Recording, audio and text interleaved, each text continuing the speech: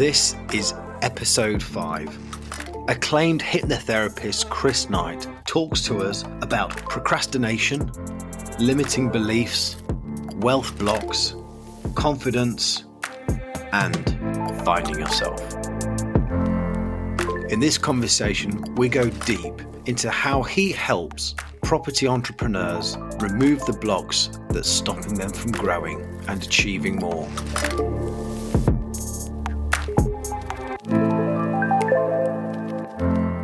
I'm James Poynton, and this is The Secrets of a Property Investor. So if you're ready, I've got some explaining to do.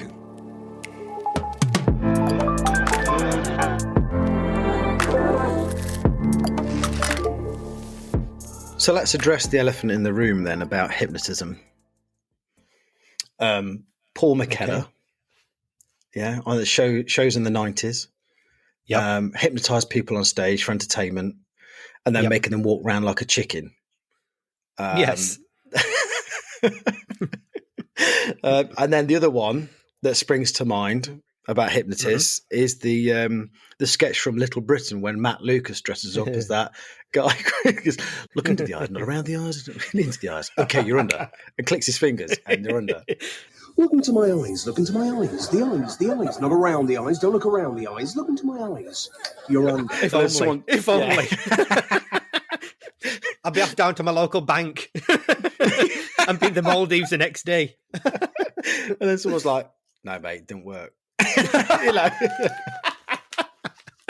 So those clips, that's what makes me think of hypnotists. So you do hypnotherapy, don't you, Chris?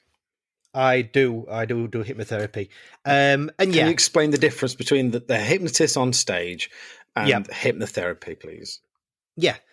Paul McKenna back in the day, more so Darren Brown, who most people know nowadays, psychological illusionist as well. Darren Brown, full of hypnosis, his shows, a lot of his stage shows are hypnosis and magic. And hypnosis is real. Hypnosis for entertainment is real. But one of the predominant differences is the fact that when we go to see stage shows, when we watch the stage shows of the 90s, people are expecting to get up on stage and do something. People are getting on stage with an entertaining personality. If you were an introvert and you were scared to death, you would not get up on that stage, no matter what. So then the hypnotist, all he has to do is narrow down the people with the most entertaining personalities, hypnotize those people, and then allow them to do the show. So the difference is, in the therapy room, in the change work room, hypnosis is all about change work. On the stage, hypnosis is all about entertainment, having a bit of fun. And I know for a fact some of the big names, I'm not going to any names directly, but some of the big names regret doing some of the stuff back in the day. I know for a fact. Only because it gave the industry a bad reputation for such a long time. And don't get me wrong, some people love the fun side of it. There's nothing wrong with this fun side of it. But I know there were a few regrets when they tried to transition in their career to a more serious side of it, and they struggled to make it happen. Do you think it's because they realised how much it could help people rather than entertain? I think, obviously, hypnosis has been around for probably millennia back into the Indian sleep temples and stuff like that. But over the past 30 years, advances in neuroscience, advances in the way the brain works, neuroplasticity, and hypnosis in general. I mean, we're always learning. The mind is untapped. I believe it's totally untapped. Like, we're talking about 1% of our potential. And I think that power has been shown over the past 30 years, especially in the change work, how NLP, neuro-linguistic program, is developed as well. Also, since World War I, because hypnosis was known about, but it was sort of shelved for a long, long time. And then World War I came about and hypnosis was being used on the battlefields for immediate treatment of pain. And when that was rediscovered again, hypnosis was brought into hospitals for pain relief. And it was only due to the advent of introducing chemicals into hospitals, which was much cheaper than hypnosis, obviously, that got disbanded. So the power of it did become obvious over time. How did you get into hypnosis? I've been fascinated with it for years and years and years. And like you said, you see people on TV and you think, is that real? What's going off there? what is going off. And I've been fascinated by the power of the mind for years and years. And then I went through lots of issues in my life, lots of traumatic events to me, lots of changing myself, lots of change work on myself. Tried lots of things, studied psychology, neuroscience, lots of different things to do with the mind. And I stumbled across hypnosis. There are different styles of hypnosis as well, hypnotherapy. The style I stumbled across was the most powerful thing I've ever found for change work, bar none. And I just thought, this is me. I want something powerful. I want something efficient. I want something that will change people's lives, for myself first, and then other people. I don't like, especially in change work and especially in therapy, I don't like it when the therapeutic technique takes years and years. I don't agree with it. I don't agree with charging people for years on end. So that's with therapy? With therapy, yeah. Hypnotherapy. It takes years and years. Oh, right. Yeah, like, as in, example would be talking therapy. There's reasoning behind this, but a lot of people go to talking therapy for 1 to 2 years and eventually start to make some kind of change. Not even always in that circumstance. And hypnotherapy can do what talking therapy does in 2 years in 2 or 3 sessions. Really? And that is a power. Absolutely. I was going to say, that powerful? That powerful. Wow. Yeah. So explain. And there's lots of reasonings behind it. Yeah. Okay. And the main reasoning behind it is the first rule of change work, the first rule of therapy that I will always say, the problem is never the problem. Every single time, without fail. And this will relate to our conversation when we did the session the other day with you. Mm-hmm. But somebody comes along and says, I know exactly what's wrong with me. So when I was 8 years old and this happened and it affected my life and I started doing this, that and the other. And I think to myself, yeah, okay, I'll take it on board, but I'll ignore it because it's not that. Never once has that been known to be true, because our conscious mind rules 5 to 10% of our day. Our conscious mind is, I wonder what's happening. I wonder what's wrong with me. Or what am I going to have for tea tonight? Or what have I got to do tomorrow? Our subconscious mind runs 95% of the show, every single day without fail. Our habits, our beliefs, our learnings all come from our subconscious mind.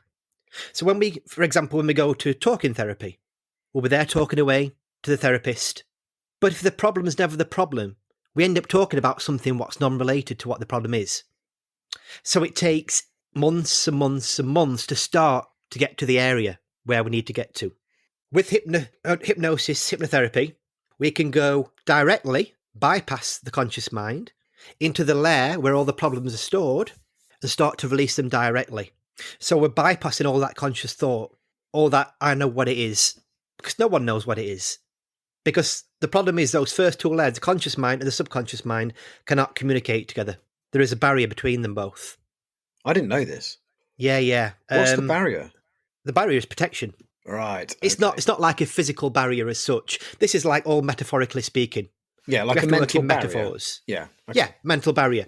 So you've got your subconscious mind on the second layer. The top layer is the conscious mind. They both can't communicate with each other unless we move into subconscious work or hypnosis, where the subconscious mind can start to release whatever we need to come out into the conscious mind to process. That is the only way we can get them to communicate with each other. So I've got this right. It's like the subconscious mind has learnt a belief or a behavior, whether that's good or bad for us as a person. Yep. And it's locked it in. Yep. And we're doing something because of that behavior, because our subconscious mind's technically, they program, isn't it? We daily functions with a subconscious mind, don't we? Absolutely. And what you do is you go into that through hypnosis and start unlocking it and trying to remove that error in the code, I suppose. Like, I'm talking computers talk. It's like, is that how it is? The analogy is the exact same thing as a computer. Yeah.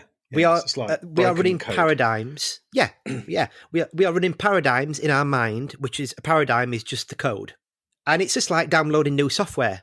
We need to download new software to overwrite the code and maybe send an antivirus through it to pull it out.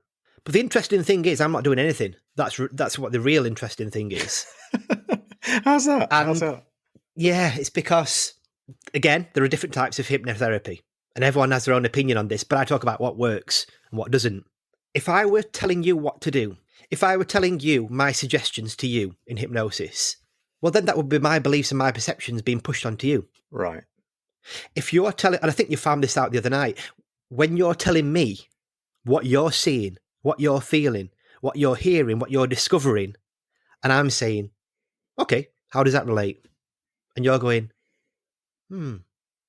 oh yeah, those aha moments. I'm not saying to you, it must be when you're 3 years old and this happened, and let's talk about that, and let's have a really let's dig into that.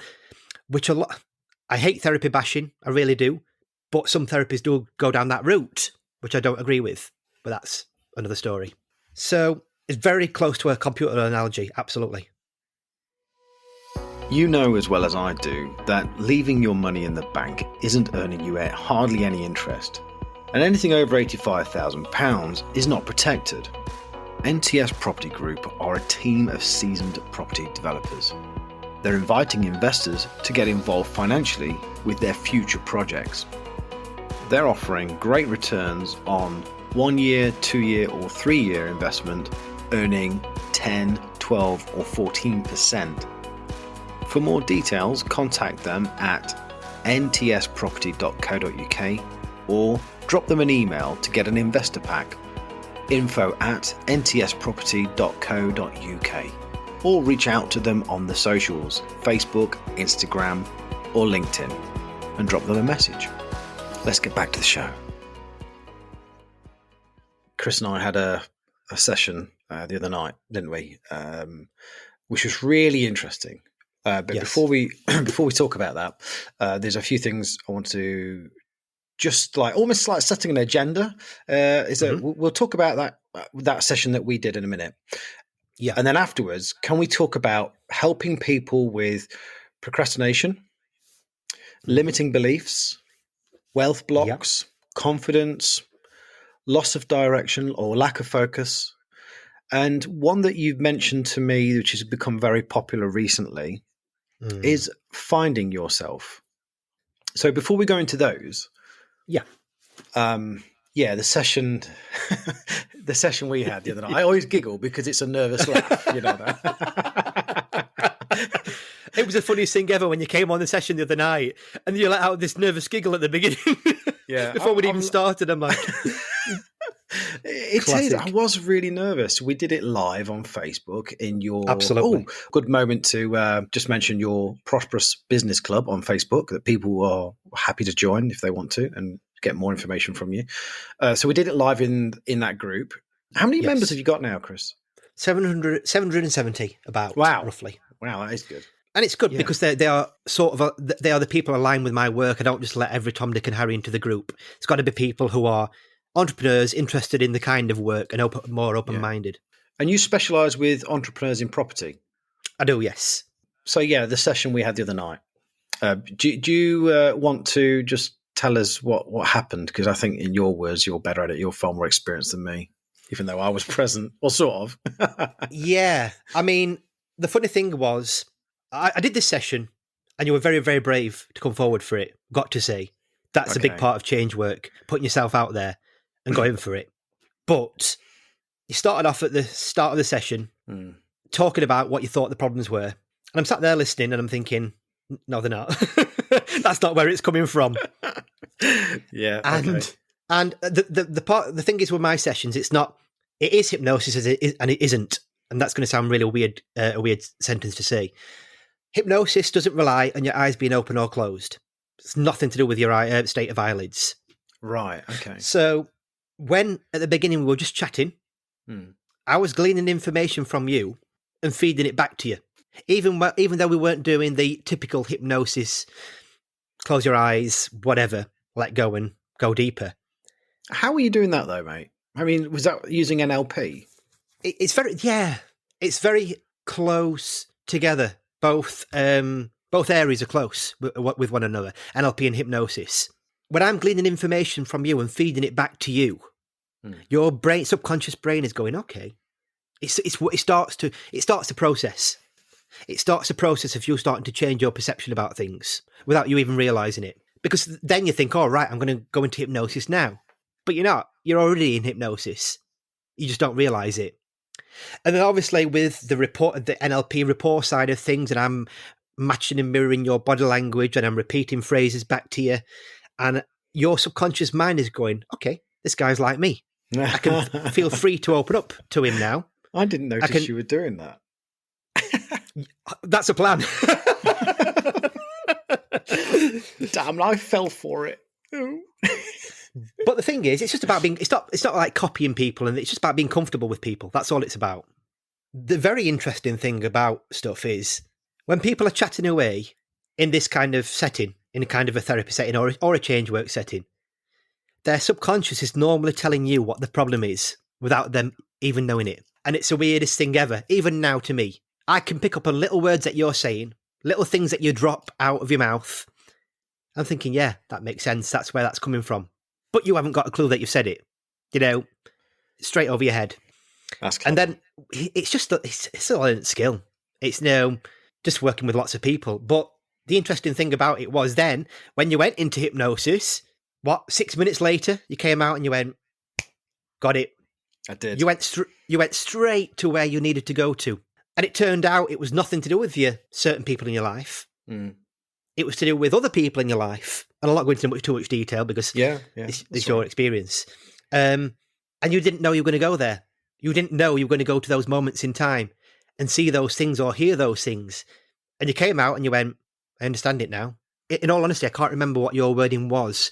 Whether it was it, what did you say now? Acceptance or? It's approval. Approval, sorry. It was approval from others.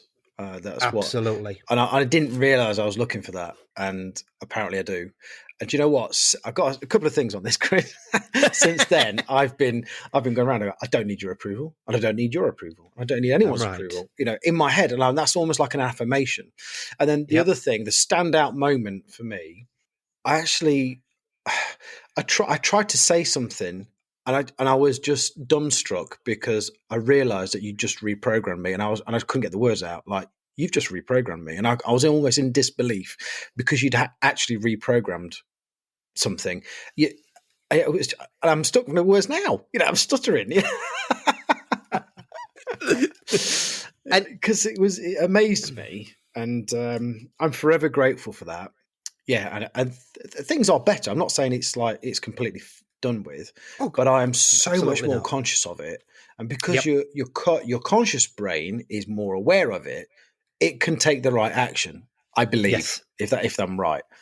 Yes, absolutely. Don't get me wrong, this is not a magic pill. Some people can transform their lives overnight and I never see them again, but a lot of people, hypnosis has a delayed effect 9 times out of 10, and like you say, you'll be going along and suddenly you'll think to yourself, I'm not taking that. I'm not doing that. And it brings it to the conscious mind where you've got that choice. And that choice is the most important thing. Because I remember on the session, you were telling everyone publicly that you go out with your friends and you buy them drinks. I can be generous. Yeah. Yeah, absolutely. Nothing wrong with that. But it was the level that you wanted to do it at. Mm. And it seemed like you were seeking that approval. And as it turns out, that's what you were looking for all along from the past. Incredible, really. Yeah, I didn't realise that. And you're right about the rewiring, because like I said about the neuroscience of things nowadays, we now can rewire memories in the space of 3 seconds rather than 300 hours, if that makes sense. We've now found ways of doing it. So, Chris, how can you help people with procrastination? How does that work? I understand how you can help people with confidence and limiting beliefs, maybe on wealth blocks. But what about procrastination? How do you help people with that? Procrastination is a really interesting one. And I came across it over the past few years, in all honesty. Working with entrepreneurs more and more, every entrepreneur I speak to, 9 times out of 10, suffers with some kind of procrastination.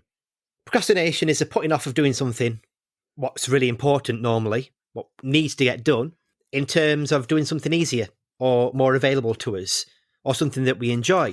Now, procrastination is not laziness.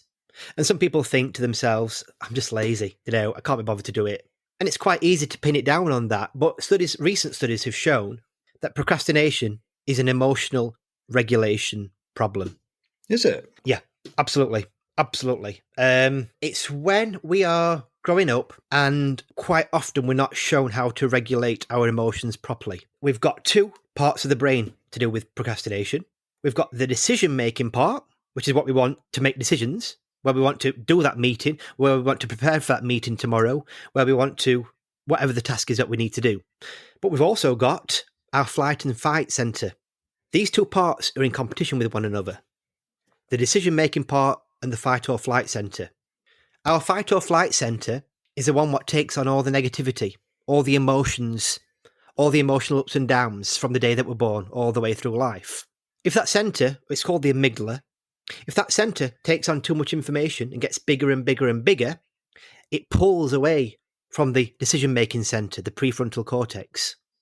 So that decision-making centre cannot make that decision. And the fight or flight centre says, I'm going to keep you safe.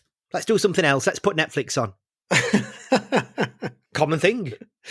I've got a meeting tomorrow. I'll put Netflix on instead. It sounds ridiculous, but this isn't our logical brain talking. This is going on a subconscious level. We know it's ridiculous. We know we should be getting ready for that meeting tomorrow. We know that. So when we leave it down to the last minute, what happens? Get stressed out, panic, anxiety. So our brain is trying to keep us safe by saying, let's do something else. What effect it's actually having is panic, stress, anxiety.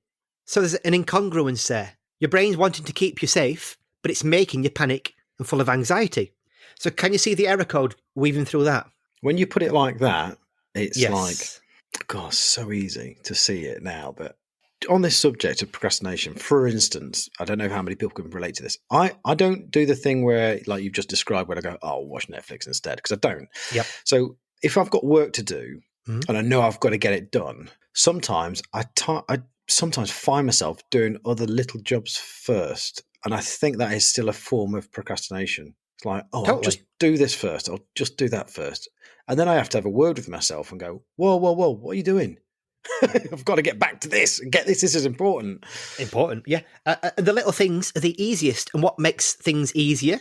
More comfortable. And why is it more comfortable? Because it's safer. We're not pushing ourselves out of our comfort zone. Ah, bingo. Gotcha. Those little tasks, oh yeah, I can do them. Stood on my head, having a cup of coffee at the same time. When it comes to the big things, oh no, I don't want to do that rubbish. Let's put it off till an hour before tomorrow. It's the same with exam. A lot of it stems from, this is just my thoughts, normally as children we go through exams. And normally as children, a lot of children leave things to the last minute and panic and stress over it. It's the same principle. Putting off to the very last minute what we should have done months before. So how do you get people to change then with that? Obviously, I use hypnosis for it. I do use some NLP as well. But with hypnosis, what is happening is that amygdala, what's full of crap, full of rubbish, full of emotions, full of uncertainty and those emotional imbalances, we need to release. We need to send back down to a normal size. There's only a couple of ways of doing that, and it's subconscious work. Subconscious work helps release those amygdalas back down to size. So that prefrontal cortex, which wants to make that decision, that important decision, can say, oh, that's shut down now. I've got a chance. I can make that decision now, because it's not fighting with the other part of our brain anymore. So the idea is to let go of this crap, what we've been holding on to, start to emotionally regulate, start to let things go. And as the brain starts to come back down to size again, our decision-making process kicks back in and goes, right, I'm on top of things now. I feel more emotionally content. I'm more emotionally regulated.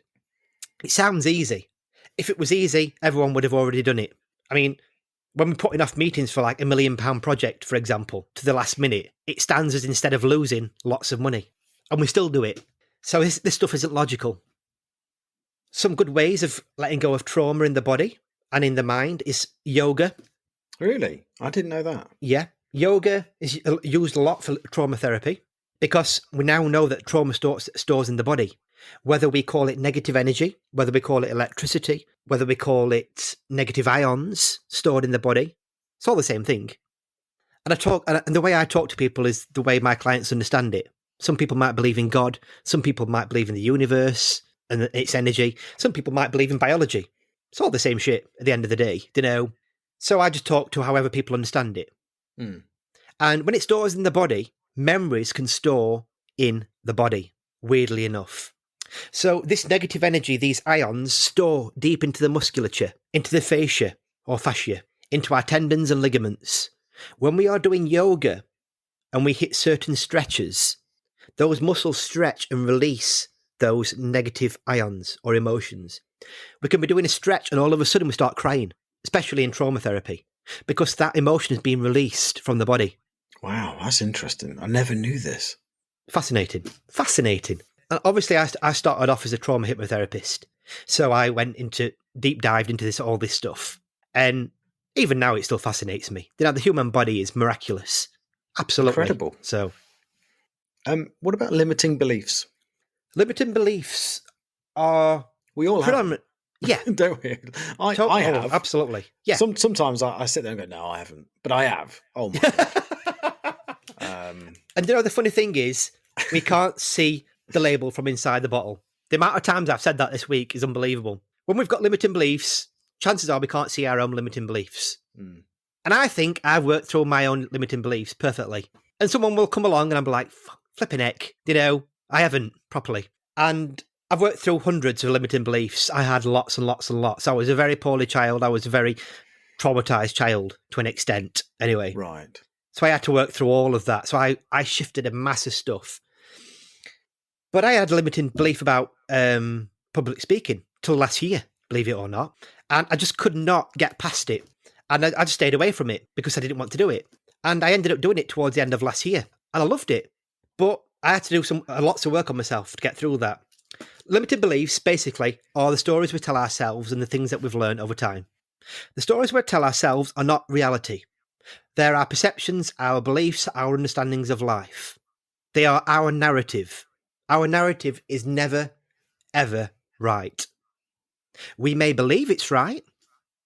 So why is it that we could see a car accident and 3 other people could see it and everybody has got a different interpretation of what happened? We're all defined by our prejudged ideas, our biology, our neural networks, our parents. When we are young, when we are sponges up to the age of 7 or 8 or whatever the latest research is, we're sponges. We take on everything. We can't even remember this stuff because we don't need to remember it. And it's sponged away into our neural system, our neural network, our nervous system. It then becomes a belief because once we've believed it once, it turns into a cyclical habit of belief. Once it's a cyclical habit of belief, it becomes a story, what we tell ourselves. This must be true because that was true. This must be true because that happened. And limiting... I've done that. it's like you can go as deep as you want with it. But I would say it is the stories we tell ourselves, limited beliefs. Oh, so that's like affirmations, isn't it? Yeah, affirmations is the reversal But the wrong process. affirmation. Yeah.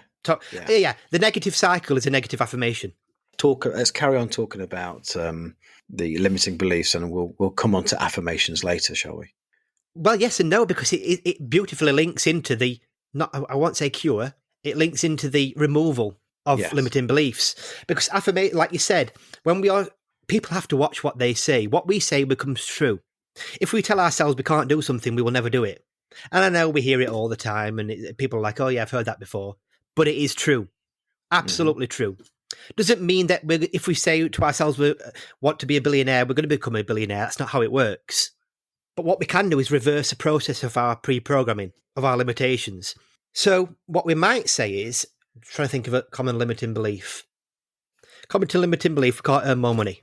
We're stuck at our level of income. We can't earn any more. Massively common limiting belief, which is why a lot of people stay in 9-to-5 jobs. Some of them are perfectly happy. Some people aren't. And that's one of the reasons why. So as an affirmation to try and combat that, we might say to ourselves, even though I'm currently earning X amount a year, I allow myself and let myself earn more over time. It's not a firm definition. When we go in with firm definitions, it's like me saying, this time next year, I'm going to be a millionaire. Okay, Rodney. Yeah, exactly. Thanks, Del. but Yeah, it'd be amazing if I was, and I never say I wouldn't be. But likelihood is it might take me longer than that. So that's a definitive reasoning. When we are just negating what we believe, that the limiting belief, it becomes much more powerful because we're not saying something definite. We're saying we accept it. We believe that's where we are right now, that we are only earning so much money per annum. That's fine. We accept that. When we accept stuff, we can put it to one side. But then we say, from here onwards, I allow myself and openly accept an increase in money in my life. So we're not saying £1 million a year. We're saying we allow it into our lives, the change. And that process starts to reverse those limits. And it's just changing the negative to the positive. It's changing the loop cycle to a positive loop cycle. And this obviously takes work. This isn't one affirmation, we're done. This is 10 minutes a morning for 6 months, minimum. Repetition. There's only two ways to change the conscious mind. Repetition and hypnosis. I know a lot of people that use a negative affirmation, and I think we're all guilty of it at some point. I can't afford it. Well, you can't afford it if that's what you tell yourself. Yeah, exactly. Yeah, and I've tried to stop myself saying that too. Totally. How can I afford it? Just rewording it. Absolutely. How can I afford it is a great answer. Or it could be, I'm not in a position right now to make that payment.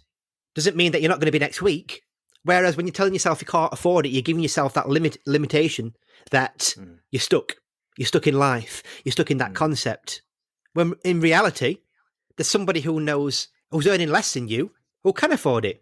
Well, how does that work? They're not stuck in there. They're not stuck up there with that limiting belief. And it's all from sort of the language that your parents have used. I know that then I find myself saying it. And of course, then I find myself saying it to my son. And I'm conscious of it now, and I've got to stop and change it. It's a change of the generational pattern. And funnily enough, just before I jumped on this call, I was speaking to another coach in a group setting. I was just listening to what people were saying, and this coach could not get on for trying. She could not get on. She could not make something work, and all she kept saying was, "I'm trying to do this, I'm trying to do that, and nothing's working."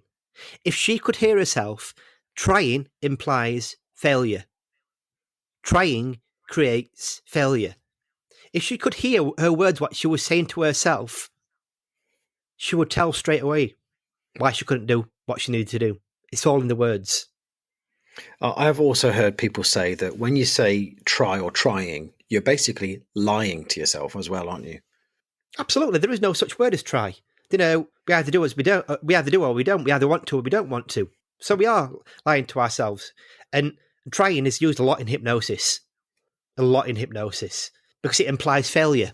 There's lots of negative words. I can't afford it. Trying to do this, that, and the other. I can't. Can't is a terrible word as well. There's always a way to do stuff. Always a way.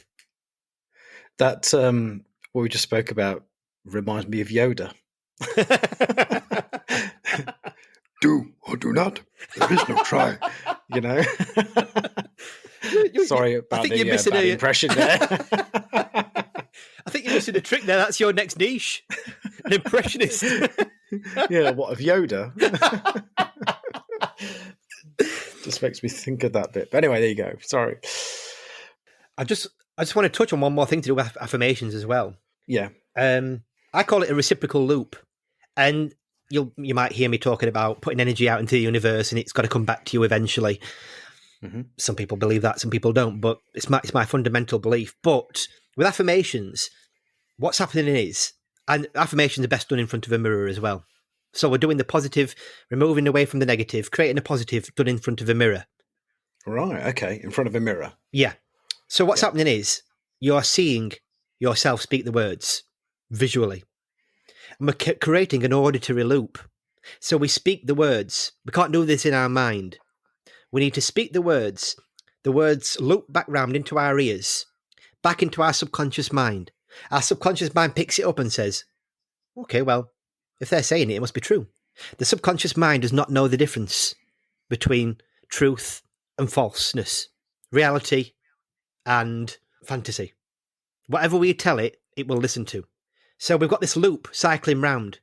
We've got that visual element. It's all adding to the subconscious belief. And that's why I call it the reciprocal loop. 'Cause it comes out straight back into the ears. We hear it in our subconscious mind and we take it on board over time. Brilliant advice. I'm going to do that. Life-changing. And the thing is, you'll hear a lot of people bashing, affirmations, if it's some kind of woo-woo stuff or whatever. The biggest minds in the world, the biggest, most prominent figures, the richest are doing this kind of stuff. The best coaches in the world that I know do this kind of stuff. It's there for a reason, and it's life-changing. Brilliant. So what about wealth blocks? You know what? For people who can't see that, I just held up a little post-it note. Yeah. Saying wealth blocks. So that's why we're laughing. Do you know what? Yeah, exactly. This all goes back to your session. Yeah. And I think you'll understand why in a minute. The end of the session, you said to me, your words were, Chris, you said that were amazing, or something like that. And then you said, what has it got to do with wealth? And I said, here we go. Okay, so money does not exist. Pieces of plastic exist. Plastic notes, metal coins. They're a signifier of value. Numbers appear on a screen, do not relate to anything. Money is a transfer of value and energy from one person of value to a person of more value in an exchange. Theoretically, and I've got to be careful how I word this, but theoretically, a CEO of a company is more valuable than the cleaner of the company. That doesn't take anything away from a cleaner, obviously, but in principle, in the hierarchy of jobs. Yeah, I understand. So if this is all about a transfer of energy, and we deal with blocks of energy in the body, once those blocks of energy in the body, what have been stopping those money beliefs, what have been creating those money beliefs, those ideas about money, those things that have been holding you back are removed from the body opens up to be able to accept and receive that abundance, that value as a form of energy. We are just energetic beings at the end of the day. And that cycle can increase. That cycle cannot develop and increase when we've got blocks in our body. So wealth blocks, very similar to limiting beliefs, in the fact that we normally learn wealth blocks from our parents. I mean, the classic sayings, money doesn't grow on trees, money is the root of all evil. Yeah, I had those. Especially when we're from working class families of lower income, when we were growing up, who didn't have much money, we get a negative perception of money. When we have a negative perception of money, how can we attract more into our lives? All we are doing is put a negative perception out into the world and repelling. When we walk around with a repelling energy, we repel people. It's like walking around with a scowl on your face all the time. Are people going to be more attracted to you if you have a smile on your face, or if you're walking around with a scowl on your face? With resting bitch face. Absolutely. I know a few people with one of those. No names mentioned. No. And that's the difference. That is the difference. That is energy. Yeah, we are conveying a different energy to somebody. It's the same with money. Doesn't mean you're going to be a millionaire tomorrow. It means that you're opening yourself up, your brain up, to future potential, where you're not repelling those things away. You're opening yourself up to future ideas. Your subconscious mind goes, oh, right, I'm free of those blocks now. I can create ideas. I can create new business ventures. I can create new things from nowhere because I don't have anything holding me back in terms of wealth or limits. So closely interrelated with the limiting beliefs. I do specify it is different because, if I'm going to be totally honest, a lot of people are driven by money. Yes. So if they think they can earn more money, which they can, by getting rid of these blocks, then that's how I will talk to somebody. In reality, I know it's all the same damn thing, but people perceive it as a difference in their own mind. So that's really, it's about going back with money blocks. It's about going back and analysing what we were taught. Is that belief consistent throughout my life? Are people with money stingy? Are people with money horrible? Is it the same in every circumstance? Well, no, it isn't. Biggest philanthropists in the world are rich people. So that doesn't mean that all money's evil, does it? So then how can we hold that belief if a belief has to be right in every circumstance? Lots of self-analysation. Just me again. This podcast is reaching a lot of people within the industry, and we're now looking for sponsorship. So if you think your product or service would fit, then please get in touch. Back to the show. So what about lack of focus? And is lack of focus the same as loss of direction? It depends on where people are in life, what they're doing with the business, what they're doing with their life. Lack of focus obviously can relate to procrastination as well. It doesn't always have to be. We don't always have to be doing it for a reason, but lack of focus, quite often as entrepreneurs, we get the shiny object syndrome, shiny penny syndrome. Oh, that looks good. Let's give that a try. Yeah, that's not working after 2 weeks. Let's try something else. I'll give it 6 months. No, that's not working either. Let's imagine we take the sun as an example. The sun's beaming down, beautiful, glorious day. Everything's warm, everything's beautiful. We're getting a nice tan. If we put a magnifying glass between the sunshine and your skin would burn with a focused beam. Which is more powerful? The focused beam. So if we focus on one area of life or business until we can systemize, until we can step out of the business, until we can get it where we can start to release that focus slightly, there is no point in spreading yourself over 5 businesses. There's no point trying to do 10 different jobs every single day. My business, I was exactly the same years ago. Not so much nowadays. Nowadays, I do 2 jobs plus admin. I've got 2 goals every single day.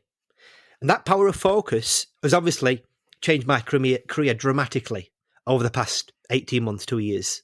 When you learn the power of focus, what's actually happening is, we know about compounding money. We know about compounding money in the bank. We know about compounding interest. What we don't realise is that it's the same in time and focus. The same thing applies. When we are focused on something for a long enough period of time, that focus compounds the work, what's happening. So, as an example, when I started in work, when anybody starts in a business, they can spend months and months and months not doing anything and thinking that nothing's happening. And quite often that's when businesses give up because they don't see anything happening. What's actually happening in the background is the compounding effect is increasing and increasing and increasing slowly but surely. And this is a slow process. Businesses who quit do not see the results of that compounding effect because they quit too early. They're, like they say, you're only 3 meters from gold, aren't you?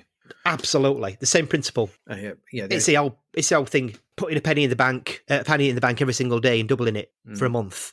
On the 27th day, you're sort of like in the hundreds of thousands. On the 30th day, you're in the millions.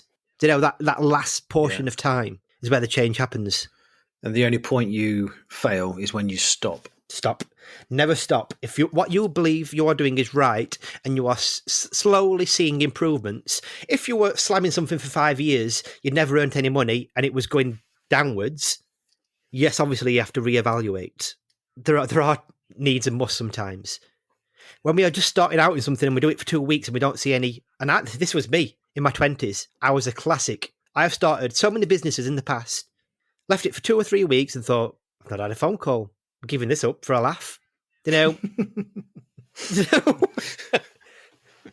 actual absolute stupidity. You know, what I know nowadays and the difference. So when did you start your hypnotherapy? It is 2 years ago. Right. And didn't I hear you say that the first 6 months you got absolutely nothing and was wondering, scratching your head going, what's going on? Why aren't people...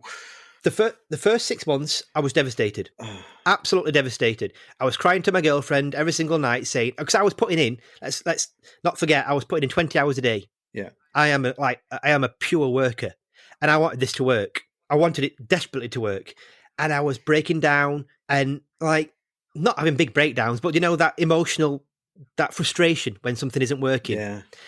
I couldn't figure it out. And then you've got to sit back, talk to my girlfriend. She knocked some sense into me, you know, like you need sometimes. And I started realizing that the compound effect, got to keep going. Yeah. And from that moment onwards, I never looked back.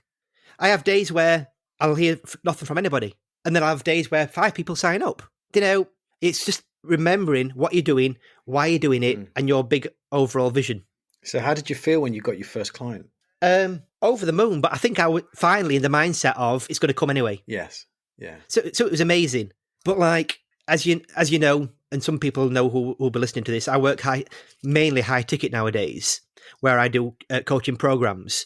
And when I first sold one of those, it was like, oh, it's amazing. Right, let's carry on. Because I'd built myself up to it's going to happen. I will be the best at what I do in the world eventually. So did you believe it that much that it just when it did happen, it was just, well, that's the norm. I was expecting that to happen anyway. So it came. Yes, at that time, it took me a long time to get there. Okay. But when I thought like that, absolutely. It's just another payment coming into my account. And that was around the time that I was shifting all my limiting beliefs. And like I say, I feel like I don't have any limiting beliefs now. I'm not scared of anything to an extent. I'm not nervous about talking. I'm not. But if you'd have met me 20 years ago, you'd have been like, is that the same person? Wow. Literally. Okay. I was a total introvert, traumatized little boy, bullied, mugged consistently, all the crap, Jeez. what comes along with that kind of stuff. And I turned my life around, literally. And you did which that is why I know through hypnotherapy or through how? all Tell us sorts how of you did stuff. it. It was a 20-year journey for me. Right. Probably longer, actually, 25-year journey. From the age of 15, went to the doctors, and I was really traumatized. I knew something was wrong, and he said, here's some pills. There you go. And I think they were Prozac at the time. I'm like, I'm not taking them. I was a teenager, very, very, very vulnerable. I'm thinking, what happens if I want to commit suicide? That kind of thing, by being on them. So I went on a learning journey, and a 25-year learning journey at that, and worked through all my beliefs, read the books, watched YouTube. Well, not back in the day, I didn't watch YouTube, but, like in the last 10 years, I was watching YouTube. Eventually started to take accreditation in stuff I was doing, and I got a coach, and it was a trauma coach, and I saw the power of trauma coaching there and then. And I woke up the next day. This is literally the truth. I had 4 sessions. On the second session, I woke up the next day, and I'm like, Jesus Christ, my life has just changed overnight.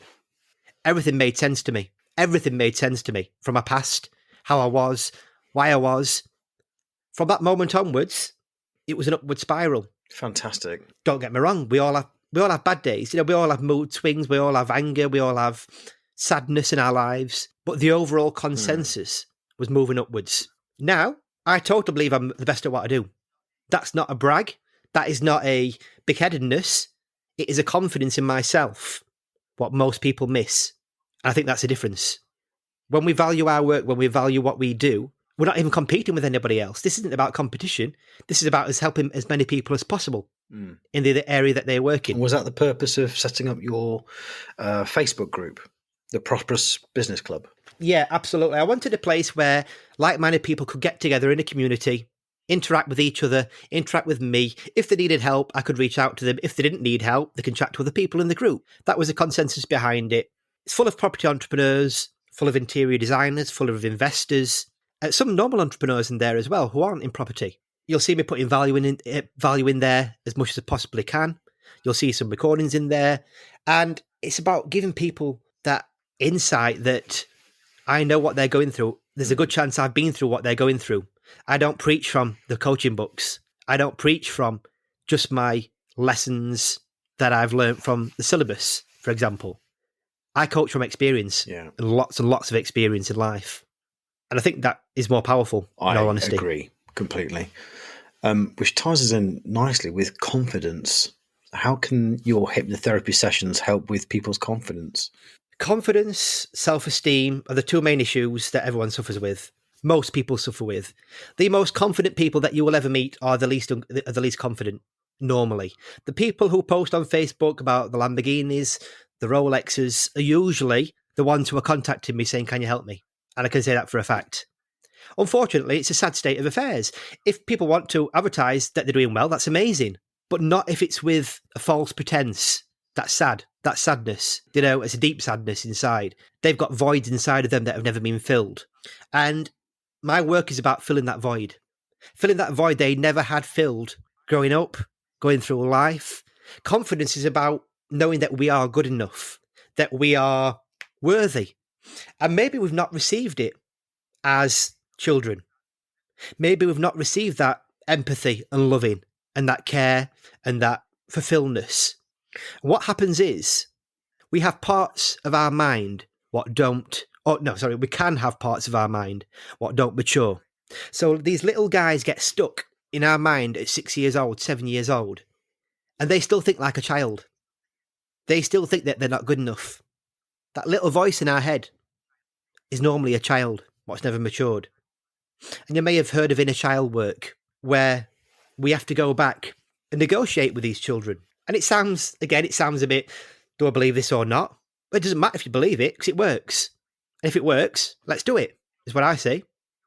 And we have to go back and negotiate with these children. Or if we want to look at it a different way, we'll negotiate with part of us what hasn't grown up. And we have to get it to see that we are now a wholesome adult. We have grown up. We have dealt with more things in life. We have lots more resources that we've learned through life. And we can now show that child that our life has changed. We don't need to be like that anymore. Once we make that transition, our life changes dramatically. Public speaking, one of the biggest fears in the world, in humanity. Obviously, it's not a fear of public speaking. No. That's not what we're worried it's probably about. the fear of fluffing our lines or booed off stage or something like that, making a mistake. Are we all perfect? Absolutely not. Do the best public speakers in the world make mistakes? Absolutely. Are we fearful of judgment? Are we fearful about what other people think of us? Are we fearful of how people see us? Do people see below the mask, beneath the mask? This all goes deeper and deeper and deeper until we find those areas where it stems from.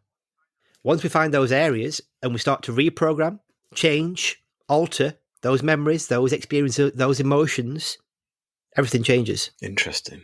It's fascinating, this is. I mean, I'm It like is. genuinely just listening with it. Like, I'm just, yeah, I lose my words almost. Like, gosh, this goes so deep. And then all those little things you just have to like, oh, maybe I need help with that. Maybe I need help with this. You know? Yeah. Oh, no, totally. Totally. And you know what? Sometimes I sit there thinking, like I do sometimes, and because I'm a bit sad like that. And Yeah. you can go down the rabbit hole and you can go deeper and you can go deep and you're like, Jesus, pull myself out a bit. Yeah. Because there is no end to this stuff. But we know enough to change people's lives. And that's what we need to know at the moment in time. Chris, you've said you found a trend happening recently, and that's with people coming to you and asking or asking for help with finding themselves. So can you just elaborate on that Absolutely. for us? Yeah. I mean, it comes in obviously different forms and different sizes and shapes, but ultimately I'm working with quite a lot of wealthy people. People who are doing well in property. People who aren't doing well in property, doesn't really matter, obviously. When people focus on one area, and a classic example, I was speaking to a really rich guy the other week, and he'd made his money 10 times over, had the mansion, had the cars, beautiful wife, the children, and he sat there crying. His wife had divorced him. She'd taken the house. He'd lost access to the kids. Now, what happens when you spent all your life working for this monetary goal, what you're never ever going to achieve? Because there's always more money to get. What happens to your life when everything falls apart around you? You lose your identity. You lose your, well, who actually am I? Who am I? Outside of money. Outside of business. Who are we? What do I want to be remembered for? What do I want to be known for? If you took business, family, friendships and money out of my life, who am I? And you will be surprised the amount of people who can't answer that question. Their identity is being based on a Status, would you say? Status, social perception. Look at me, I'm doing well. I must be doing well. I've got a Jag on the drive. Whatever. Doesn't really matter. But you start to strip this stuff back and people are lost. Look at the last 2 years. You know, people have been losing their jobs left, right and centre who thought they were absolutely set for life. People have been burning through their savings who have saved up hundreds of thousands of pounds only to find it all gone. Then what happens? When you've put your faith in a system, what doesn't necessarily help you? When you've put your faith in doing one thing and something else happens. That is the process of finding yourself. What is your passion deep down inside? Take away the money. Take away the relationships. What are you passionate about? Who are you as a person? Only when we know ourselves as people can we really, really flourish. I can tell you now that Elon Musk knows himself inside and out, back to front and upside down. Is he a client? That's confidentiality.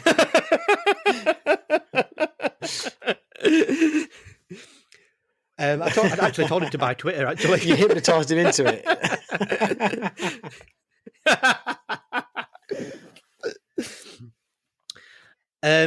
Yeah, there's lots of paths in finding yourself, obviously. There's a spiritual path, there's an emotional path. psychological side, the biological side, how we look after our body. It all interrelates into the five senses. Nobody's got it right. Nobody's perfect. We are human beings. We are all infallible. When we start to get that balance right is where we start to accept our life. We start to accept the things that happen to us. We take responsibility for ourselves, which is a massive one. Most people walk around in blame mode. It's always somebody else's problem. It's always somebody else's caused that. It's the weather. It's the markets. It's the news. Bullshit. It's about how we react to things. Yeah. Would you say that's like a victim mentality, or would it be people not taking responsibility for their own actions? Both. Victim mentality is a nasty one, and it's a sad one, because you will find people in the victim mentality arguing with you on Facebook about things quite irrelevant. You could post anything on Facebook and you're going to get the person in the victim mindset taking it personally. Oh, it's about me, when it obviously probably isn't about them. Victim mentality is toxic. I've done a lot of work with narcissism in the past. A narcissist walks around in victim mentality. It's all everybody else's fault. It cannot possibly be me. Can you spot a narcissist? That's a really interesting question, and it goes quite deep.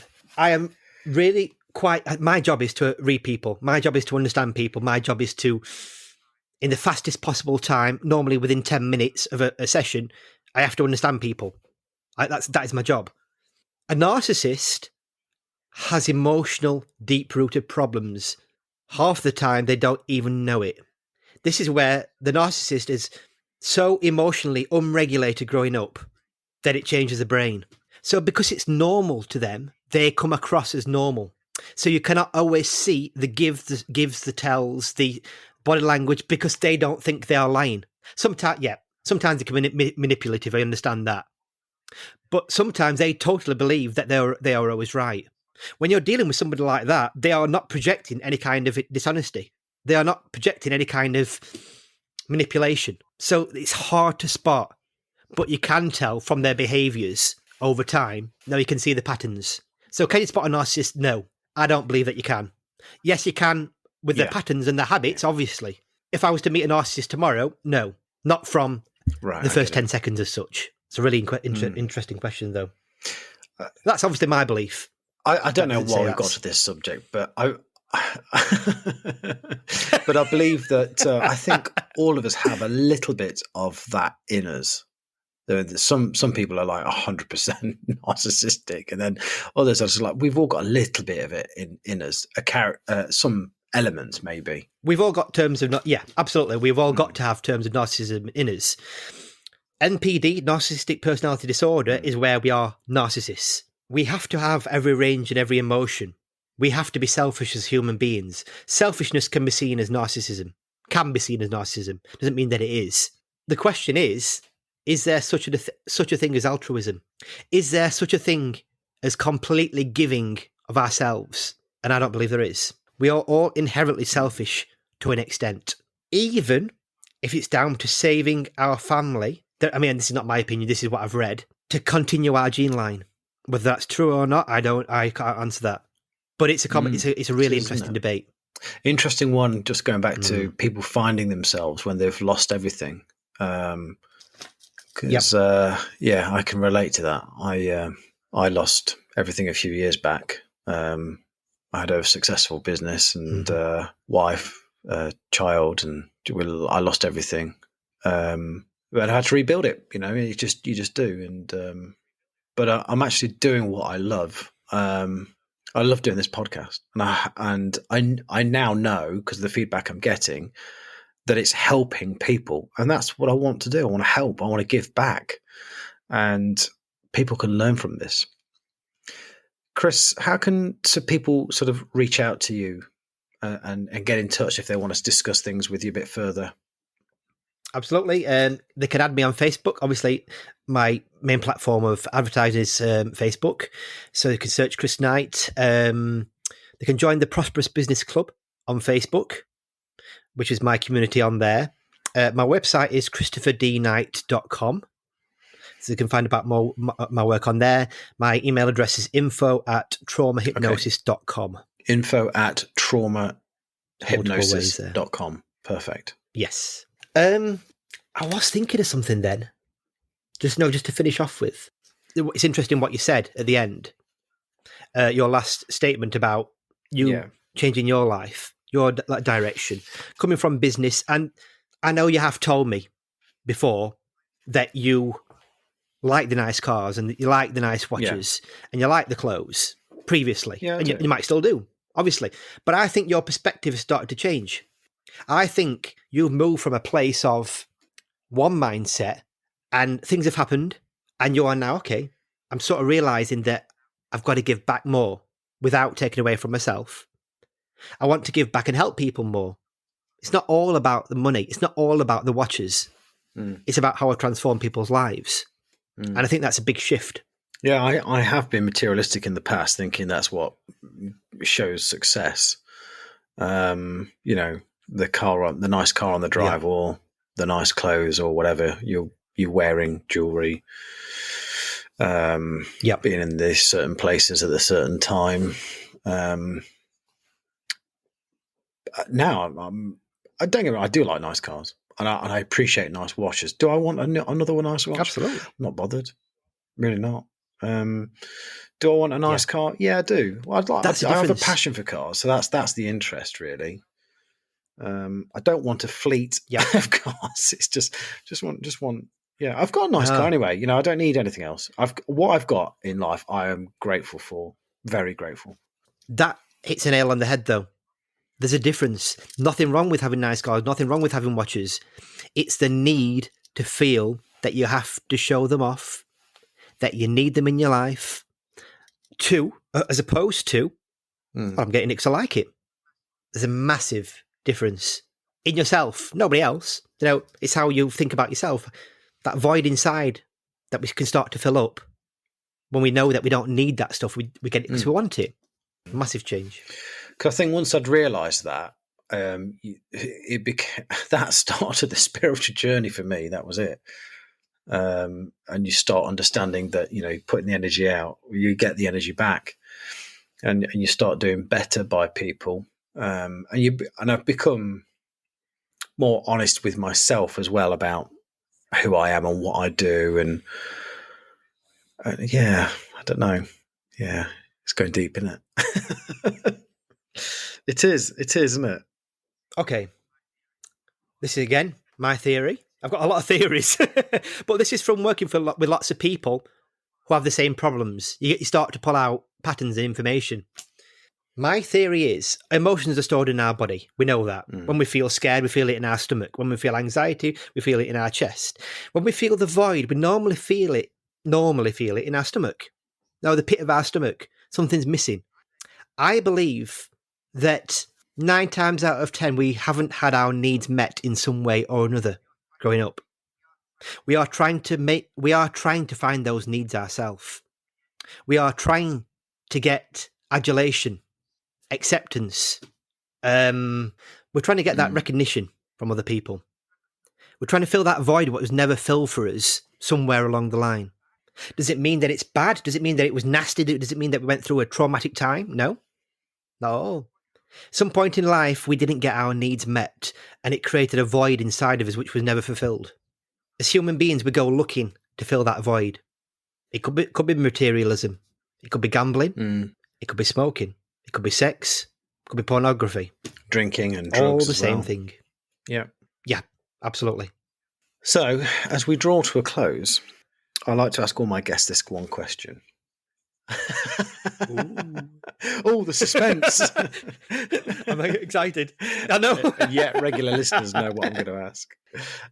What is the biggest life lesson you've learned? Oh, wow. There's lots. And I mean, there's lots. And all in the last 6 years, I would say. I think one of the most interesting ones is the fact that when we realise that nobody is thinking about us, nobody gives a damn about us, that's when true transformation can take place.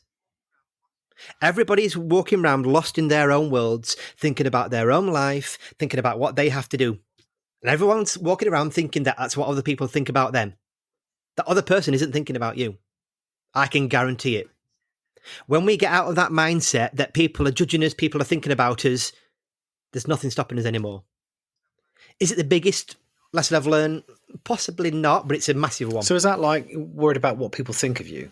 Worried about what people are think of you, whether they're judging you, what they do think about what you've done, what do they think about your actions? When all in all, they've not high likelihood they haven't thought anything because they don't give a damn. All they are, as human beings, all we are bothered about is our own safety, our own security. Doesn't mean that we can't help people, of course, but what it means day-to-day life. I could go out dancing in the middle of Nottingham. People would look at me for 3 seconds and then they carry on walking. You know, people aren't bothered.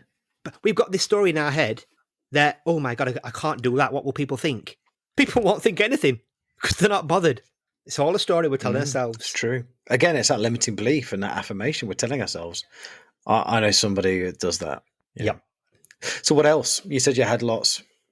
My biggest life lesson, I think, was moving out of victim mode and into control of my own life. If you would have asked me again 20 years ago, would I believe I was the best at what I did? I'd have fell off the city laughing, kind of thing, because I didn't have any kind of belief about myself. I thought the world was against me. I thought everyone was out to get me in some form or another. All my business has failed because of that mental attitude. Once I start taking accountability for everything, once anybody starts taking accountability for everything in their life, if you take a look around you now, your life summation is from all the decisions you've made and is all your own responsibility. So no matter where you are in life right now, that is where you're meant to be. Yeah, that's scary. Through your choices. Because like where I am right now is the only all way down we can improve to me, to what choices I've made, and here I am. So it's about making the right choices from here on in. But you've got a great podcast. You've got great friends and probably great family. Obviously, I don't know you personally. And the thing is, that's where we start. That's what we need. That's what helps us drive forwards. It's a life lesson. It's not a failure. There is no such thing as failure. Again, another great life lesson. There is no such thing as failure unless we stop. And then that's our choice. It's not a failure. It's been quite deep, hasn't it? Chris, what's the process of how you work with your clients? Okay, well, currently, I hate the sales process. I hate hard sales. I used to do it years ago. Couldn't stand it. It's not me as a person. I don't like getting to the end of the phone call and people tensing up thinking, how much is this going to cost me? I hate it. Absolutely hate it. So nowadays, if somebody gets in touch with me, what I'll say to them is, I don't want to chat with you. I'll do you a session. Let's give you that value up front. Let's see what you think of it. There's no point me getting on a phone call and saying to you, I'll transform your life. I can do this, I can do that, I can do the other. And the other person's thinking, what does that mean? I don't get it. If I show people how to change, at the end of the session, they've got two choices. Thanks, Chris. It's been amazing. Bye for now. Or they've got, that's amazing, Chris.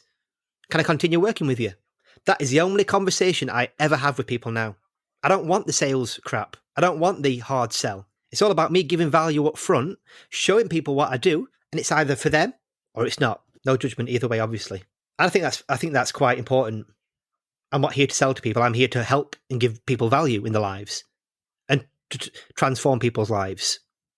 And yes, I do offer an 8-week program, but only to people who I know it'll work for, who want to do it. So that is a summary of how I work with people. That's brilliant.